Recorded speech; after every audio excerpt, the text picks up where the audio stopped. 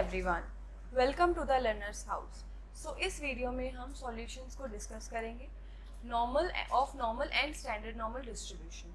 ठीक है, so moving on to our solution 1। ये पीडीएफ है जिसमें क्वेश्चंस हैं। सो क्वेश्चन 1 है, claim sizes in a certain insurance situation are modelled by normal distribution with mean mu and standard deviation sigma, जो दोनों हमें दे रखे हैं। लार्ज क्लेम कब होगा? क्लेम साइजेस जो है वो नॉर्मल फॉलो कर रहा है, मीन और स्टैंडर्ड डेविएशन हमें पता है।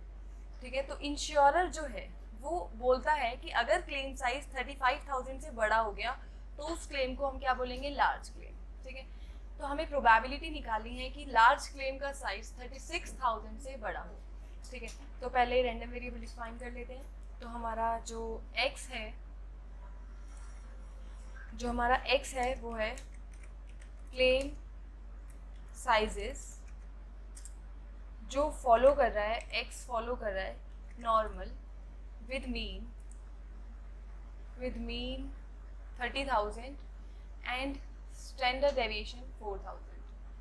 30,000 इसमें से लिख लेते हैं 30,000 और ये है 4,000 जो कि है स्टैंडर्ड डेविएशन, तो वेरिएंस हो जाएगा 4,000 का स्क्वायर। लार्ज क्लेम का साइज 36,000 से बड़ा हो। अब अगर यहाँ लिखा होता कि क्लेम जो है वो 36,000 से बड़ा होता, क्लेम 36,000 से बड़ा है, इस बात की प्रोबेबिलिटी निकालो, तो इसका मतलब है कि आपको प्रोबेबिलिटी निकालनी है कि x इज ग्रेटर देन 36,000।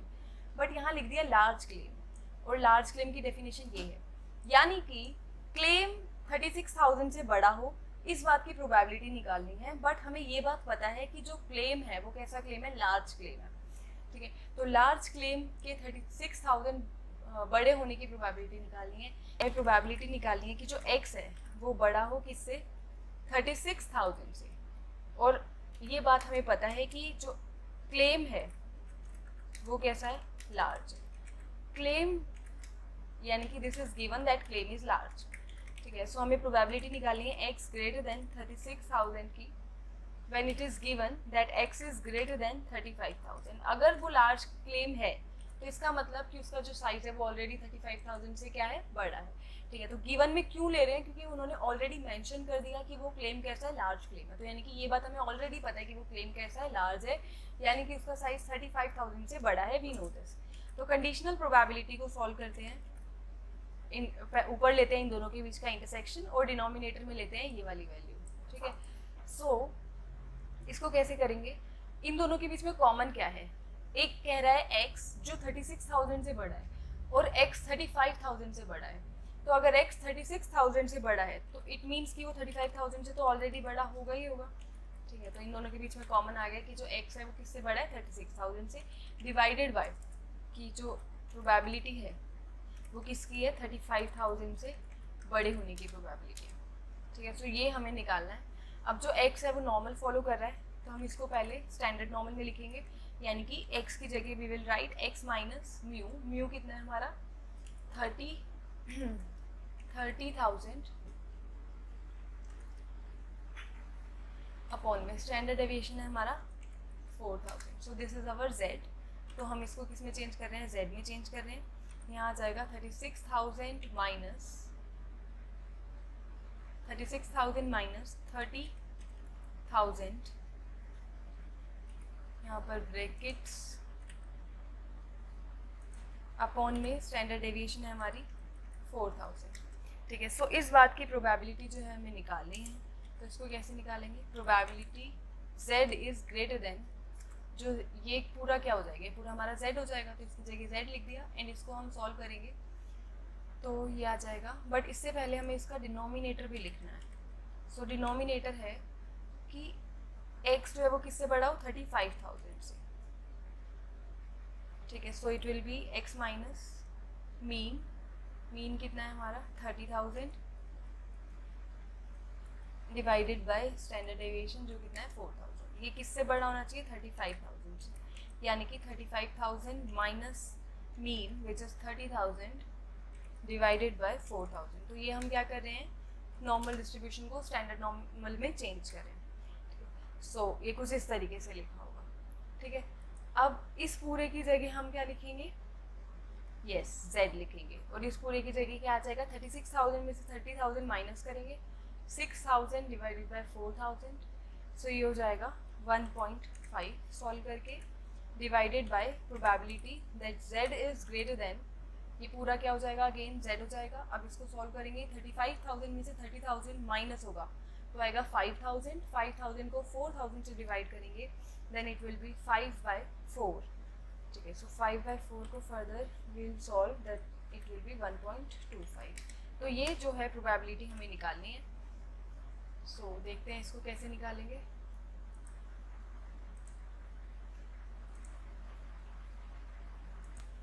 सो इसको we will write 1 minus probability z कहाँ तक की प्रोबेबिलिटी 1.5 तक की क्योंकि हमारे पास जो टेबल है वो हमें कहाँ CDF की प्रोबेबिलिटी देता है यानी कि लेस देन इक्वल टू की प्रोबेबिलिटी देता है एंड ग्रेटर देन की नहीं देता ठीक है। सो इसको हम ऐसे लिखेंगे z is less than equal to 1.25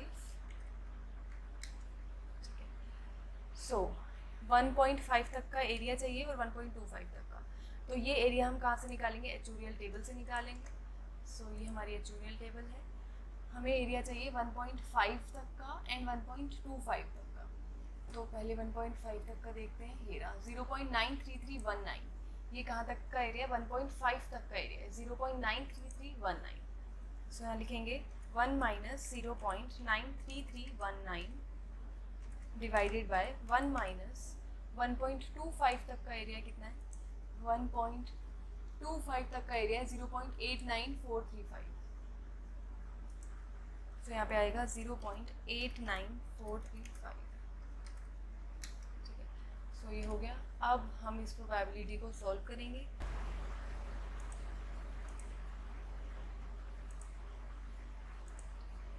सो ये आ जाएगा सॉल्व करके 0.06681 डिवाइडेड बाय अब हम डिनोमिनेटर को सॉल्व करेंगे 1 माइनस 0.89435 सो ये आ जाएगा हमारा 0.10565 ठीक है।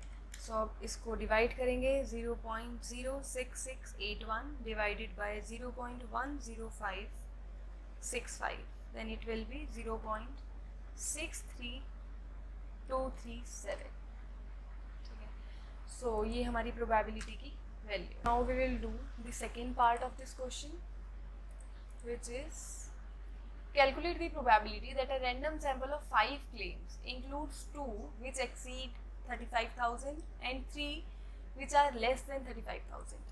इस क्वेश्चन में एक बहुत ही सिली मिस्टेक जो हो सकती है उन्होंने बोला है कि 5 क्लेम्स हो उसमें से 2 ऐसे हो जो 35,000 से बड़े हो और 3 ऐसे हो जो 35,000 से छोटे हो। तो हम क्या करते हैं कि इसको नॉर्मली सॉल्व कर देते हैं 35,000 की पावर 2 लेके और इसकी पावर 3 लेके क्योंकि ये 2 बार है ये 3 बार है। बट उन्होंने बोला है कि 5 क्लेम्स में से 2 ऐसे हो जो 35,000 से बड़े हो। उन्होंने बोला है कि 2 ऐसे हो जो 35,000 से बड़े हो यानी कि दे हैवंट मेंशन्ड कि कौन से 2 हैं वो फर्स्ट सेकंड भी हो सकते हैं सेकंड थर्ड भी हो सकते हैं थर्ड फोर्थ भी हो सकते हैं एंड सो ऑन। तो यहाँ पर हमें कॉम्बिनेशन वाला रूल लगाना पड़ेगा। सो उससे सिंपल एक चीज़ है कि हम इसको बाइनोमियल से जो है डिफ़ाइन करें। बाइनोमियल से हम इस तरीके से डिफ़ाइन कर सकते हैं कि 35 हम सक्सेस मान सकते हैं। जैसे 35,000 से बड़े की बतानी है प्रोबेबिलिटी और 35,000 से छोटे की, तो इट मीन्स कि एक सक्सेस है दोनों में से और एक फेलियर है। या तो क्लेम 35,000 से बड़ा होगा या फिर क्लेम 35,000 से छोटा होगा, इसके अलावा और कोई भी पॉसिबिलिटी नहीं है। तो हम क्या कर सकते हैं कि सक्सेस मान सकते हैं कि क्लेम जो है वो किससे बड़ा हो 35,000 से बड़ा हो। ठीक है। सो इसको थोड़ा सा डिफरेंट अप्रोच से हम कर रहे हैं। एक्स इज क्लेम, इसको हम लिखेंगे number of claims larger than 35,000। ठीक है, तो 35,000 से बड़ा हो ये हमारे लिए क्या हो गया, सक्सेस हो गया। Now x follows binomial with parameter n5 क्योंकि 5 क्लेम्स है टोटल और सक्सेस जो है हमारे लिए वो क्या है कि क्लेम किससे बड़ा हो 35,000 से बड़ा हो। तो 35,000 से बड़े होने की प्रोबेबिलिटी हमें ऑलरेडी हमने इस क्वेश्चन में शायद नहीं निकाली है। ओके, सो 35,000 से बड़ा हो x, इस बात की प्रोबेबिलिटी हम पहले निकालेंगे, फिर इसको आगे सॉल्व करेंगे। तो प्रोबेबिलिटी मैं डायरेक्ट लिख रही हूँ क्योंकि मेरे पास ये वैल्यू है। तो 35,000 से बड़ा हो क्लेम, इस बात की प्रोबेबिलिटी है 0.10565। तो P आ जाएगा 0.10565। ठीक है, सो x ये फॉलो कर रहा है। अब हमें प्रोबेबिलिटी निकालनी है, हमें कितनी सक्सेस चाहिए। सक्सेस क्या है कि क्लेम 35,000 से बड़ा हो। अब कितने क्लेम 35,000 से बड़े हो? 2। तो इट मीन्स कि x के 2 होने की जो प्रोबेबिलिटी है वो हमें चाहिए। ठीक है, सो ये आ जाएगा 5nc2 ncx वाले फॉर्मूले से p है 0.10565 p raise to the power x into में q। अब हम q निकालेंगे, 0.1 आ जाएगा हमारा 0.89435। ये q की वैल्यू आ जाएगी। q raise to the power क्या होती है? n minus x. तो n माइनस एक्स हो जाएगा हमारा 3। ठीक है, so now we will solve this.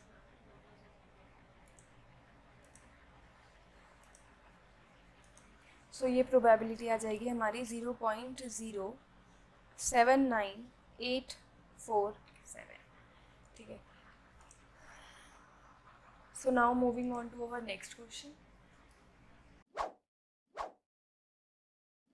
Some electric lamps have an average life of 1000 burning hours with a standard deviation of 200 hours। यानी कि इलेक्ट्रिक लैम्प्स की जो है मीन दे रखा है और स्टैंडर्ड डेविएशन दे रखा है नॉर्मेलिटी एज्यूम करके, यानी कि ये एज्यूम करके कि ये जो डिस्ट्रीब्यूशन है नॉर्मल फॉलो करता है। हमें प्रोबेबिलिटी निकालनी है कि जो लैम्प है वो फेल हो जाएगा शुरू के 800 घंटे में, इन दी फर्स्ट 800 आवर्स।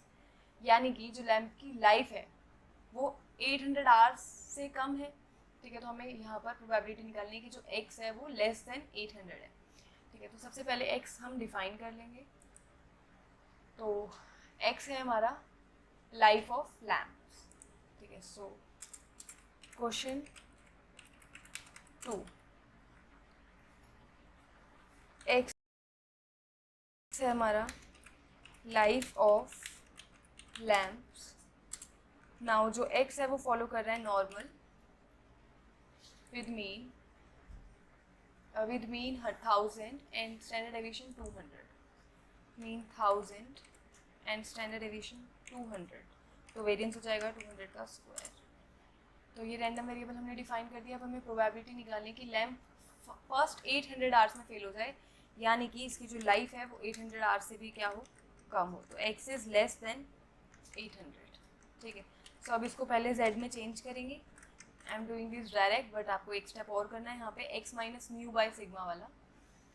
ठीक है, फिर z पे आना है। तो 800 को 1000 से माइनस करेंगे, 800 माइनस 1000 डिवाइडेड बाय मीन से माइनस कर दिया हमने और स्टैंडर्ड डेविएशन से डिवाइड कर दिया।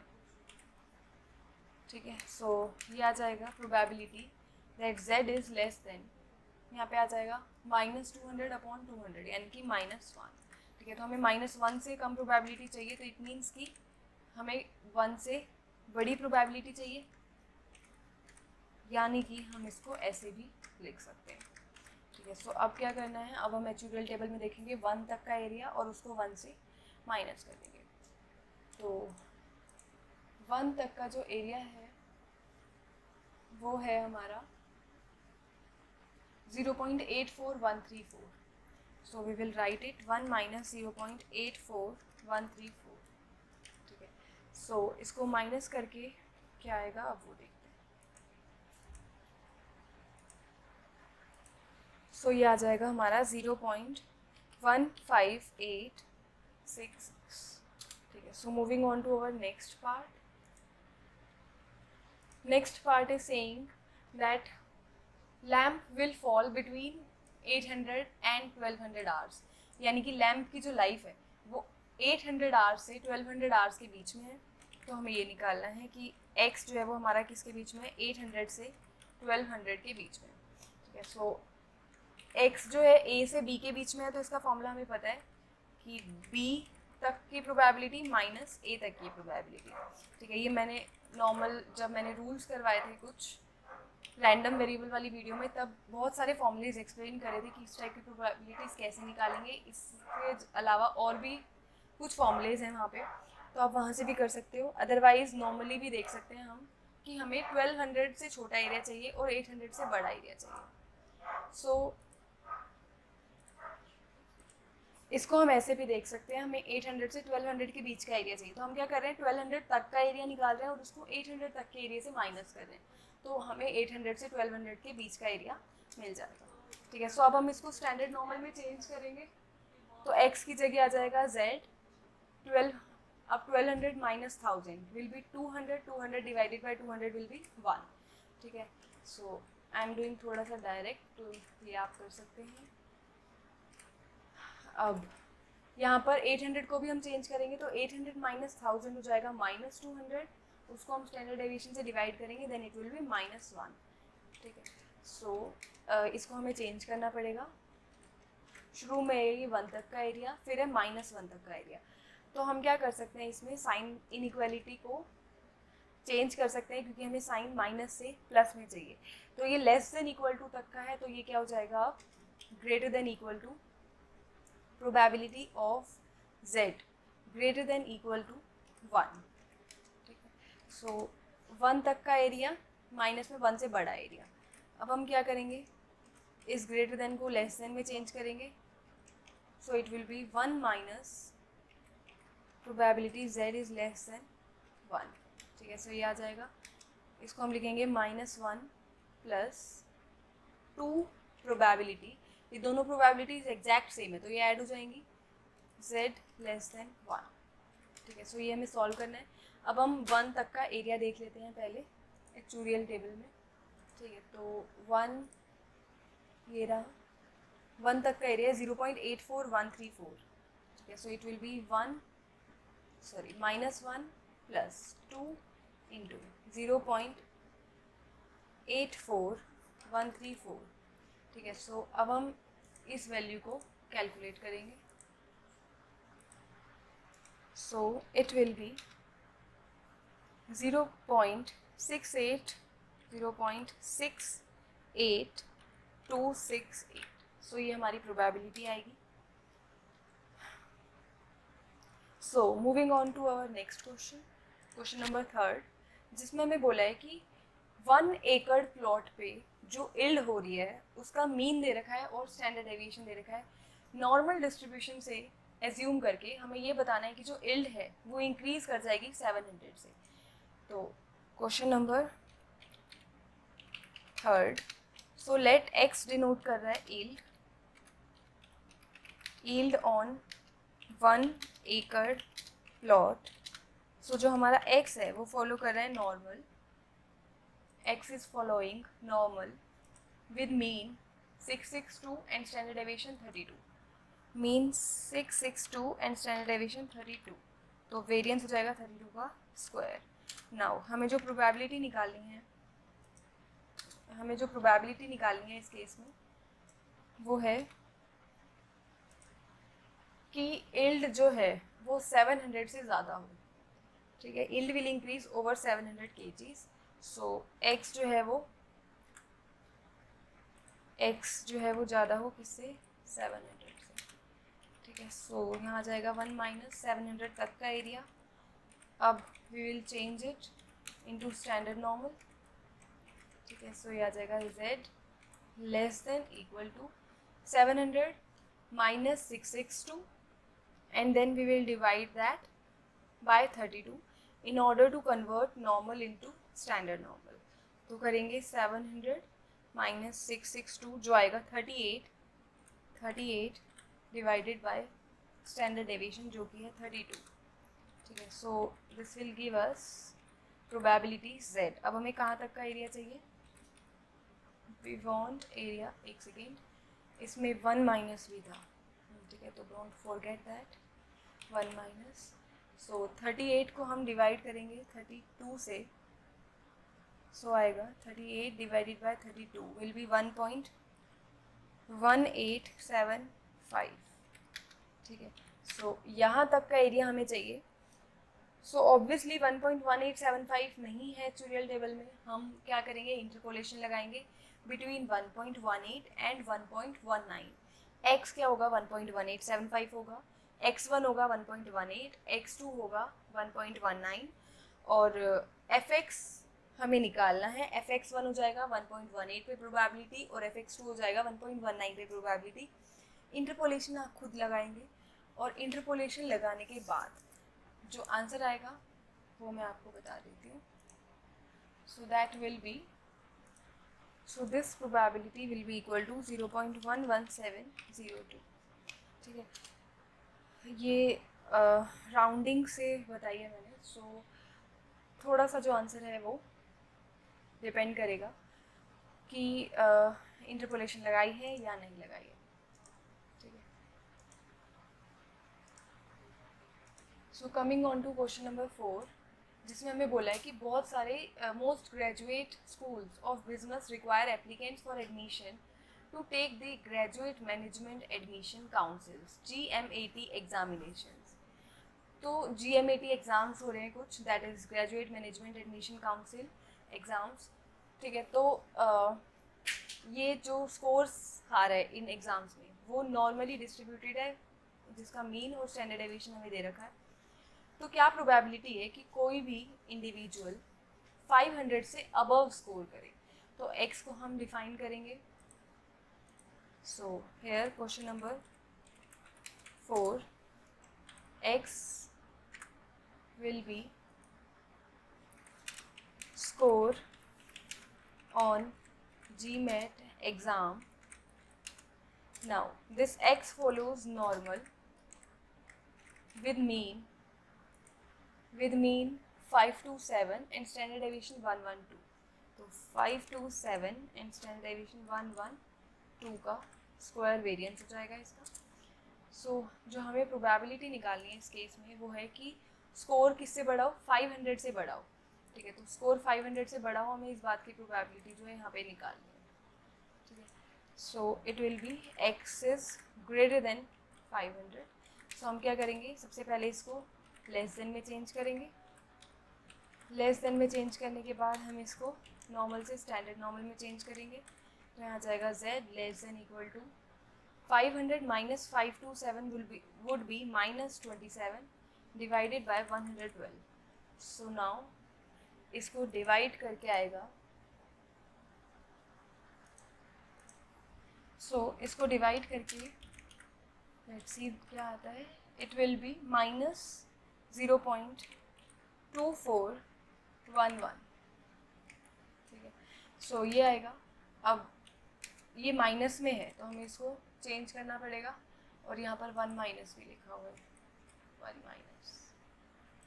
ठीक है, सो हम इसको, अभी ये किस में था, लेस देन इक्वल टू में था, अब हम इसको चेंज कर देंगे वापस से ग्रेटर देन इक्वल टू में। तो ये हो जाएगा 1 minus probability z is greater than equal to 0.2411। ठीक है, तो 1 से 1 कैंसिल हो जाएगा, तो ये आ जाएगा probability that z is greater than equal to 0.2411। ठीक है, सो ये प्रोबेबिलिटी हम निकाल सकते हैं, इसमें राउंड ऑफ फिर भी चल सकता है क्योंकि 2411 है, बट स्टिल नहीं यूज़ करना और इंटरपोलेशन ही लगानी है। तो अब इसको वापस से लेस देन में करना पड़ेगा, तो ये आ जाएगा z is less then 0.2411। So approximately जो इसका आंसर है 0.2411 का, वो 0.24 वाली प्रोबेबिलिटी के ही इक्वल है अप्रॉक्सीमेटली। ठीक है, इंटरपोलेशन लगा के आप एग्जैक्ट आंसर निकाल सकते हैं। सो जो अप्रॉक्सीमेट आंसर है वो है 0.59483। सो इट इज़ 0. बट 1 माइनस भी करना है, तो 1 माइनस 0.59483। अब हम इसको 1 से माइनस करेंगे तो देखते हैं क्या आता है। हाँ, सो यहाँ पर ये 1 माइनस नहीं है क्योंकि ये तो कैंसिल हो गया था ऑलरेडी, सो ये नहीं लिखेंगे, यहाँ से भी ये 1 हटा देंगे। 0.59483 इज़ द आंसर। ठीक है, so moving on to our next question. So next question है the Edwards creator chain has studied its movie customers to determine how much money they spent on concessions. The study revealed that the spending distribution is approximately normally distributed with a mean of $4.11 and standard deviation of this. What percentage of customers will spend less than 3 on concessions? So जो x random variable है वो denote कर रहा है money जो spend करी. और चलो तो इसको पहले हम रैंडम वेरिएबल को डिफाइन करते हैं. So it is our question number 5. ठीक है. सो x क्या डिनोट कर रहा है? Money spend. ठीक है. और x फॉलो कर रहा है normal. x is following normal with mean is given 4.11 and standard deviation है 1.37. तो वेरिएंस हो जाएगा 1.37 का स्क्वायर. ठीक है. सो इट विल बी 1.37 का स्क्वायर. तो कितने परसेंटेज ऐसी है कस्टमर्स की जो 3 से कम स्पेंड करेंगे कंसेशंस में? तो ध्यान रखना, हमें प्रोबेबिलिटी नहीं मांगी, परसेंटेज मांगी है. तो उसको 100 से मल्टीप्लाई भी करना है. सो प्रोबेबिलिटी निकालने किसकी है? 3 से कम की. ठीक है. So we have to calculate probability that x is less than 3. ठीक है. ये प्रोबेबिलिटी हमें निकालनी है. सो हम इसको चेंज करेंगे रैंडम वेरिएबल z में. 3 को 4.11 जो कि मीन है उससे माइनस करेंगे तो आएगा -1.11 और इसको स्टैंडर्ड डेविएशन से डिवाइड करेंगे जो कि है 1.37. ठीक है.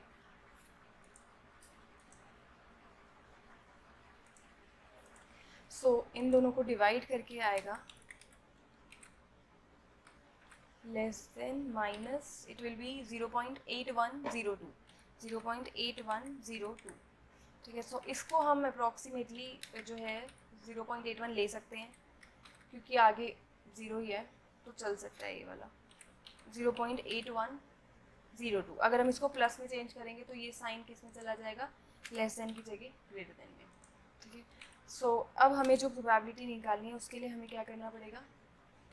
1 minus probability z is less than equal to 0.8102. ये मैंने इक्वेशन एडिटर में लिखा है बट ज़रूरत नहीं है, आप बिना इक्वेशन एडिटर के भी लिख सकते हैं. तो ये प्रोबेबिलिटी हमें 0.81 वाली ले लेंगे, इसको अप्रॉक्सीमेटली 0.81 लगा के कर लेंगे. बट स्टिल अगर आपको एग्जैक्ट आंसर चाहिए तो आप 0.81 से 0.82 के बीच में इंटरपोलेशन लगा सकते हैं. ऑल्दो आई विल सजेस्ट कि अभी इनिशियल जो है रिवीजन इसमें आपको इंटरपोलेशन यूज़ करना चाहिए ताकि थोड़ा सा हम इससे फैमिलियर हो जाएं और एक आदत बन जाए इंटरपोलेशन लगाने की. ठीक है. तो 0.81 तक का एरिया 1 0.81 इज़ हेयर 0.79103. ठीक है. सो 0.79103 1 माइनस 0.79103. ठीक है. सो ये आ जाएगा हमारा, let's calculate it.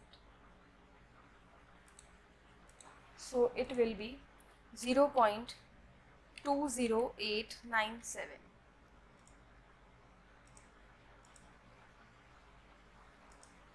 सो इस क्वेश्चन में हमें परसेंटेज बतानी थी कि कितने लोग जो है इतना स्पेंड कर रहे हैं 3 से लेस. तो ये आ रहा है 20.897%. आगे आप स्टेटमेंट लिख सकते हैं कि इतने परसेंट पीपल है जो इतना स्पेंड कर रहे हैं. ठीक है. सो ये थे इसके सॉल्यूशंस. ठीक है. आप अपने सॉल्यूशंस इसके साथ मैच कर सकते हैं और अगर कोई नहीं हुआ तो उसकी हेल्प, उस क्वेश्चन के लिए यहाँ पे हेल्प भी ले सकते हैं. और कमेंट सेक्शन में मुझे ज़रूर बताइएगा कि आपके कितने क्वेश्चन सही थे और कितने क्वेश्चन गलत. So thank you very much. Video पसंद आई हो तो like, comment, share and subscribe to our channel the learners House. Thank you.